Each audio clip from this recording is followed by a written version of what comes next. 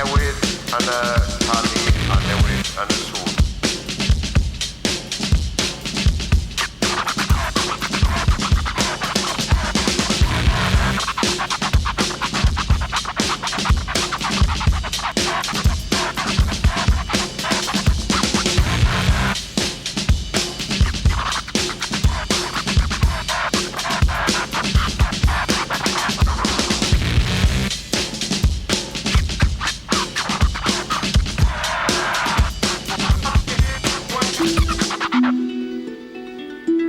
Greater than the power of mighty armies is the force of an idea whose time has come.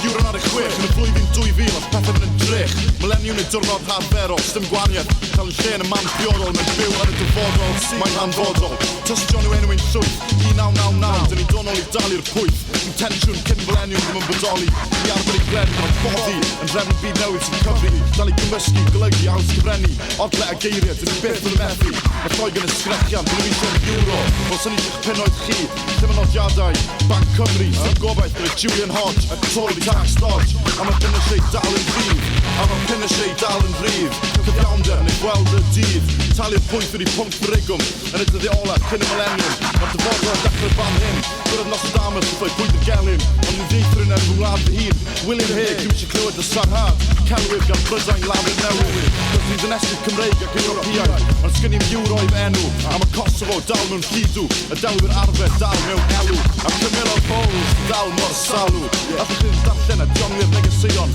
mae'r cliws i gyd i gael yn newyddion, sgran y Nostradamus, y rag am y codion, rag weld dair fel Bees a Hitler, welodd e ŵr mewn berig gwyrdd yn llawn dicter, felly rhaid i ni wneud y mwyaf yn amser, ond beth yn ni'n wneud yn ei cyfamser?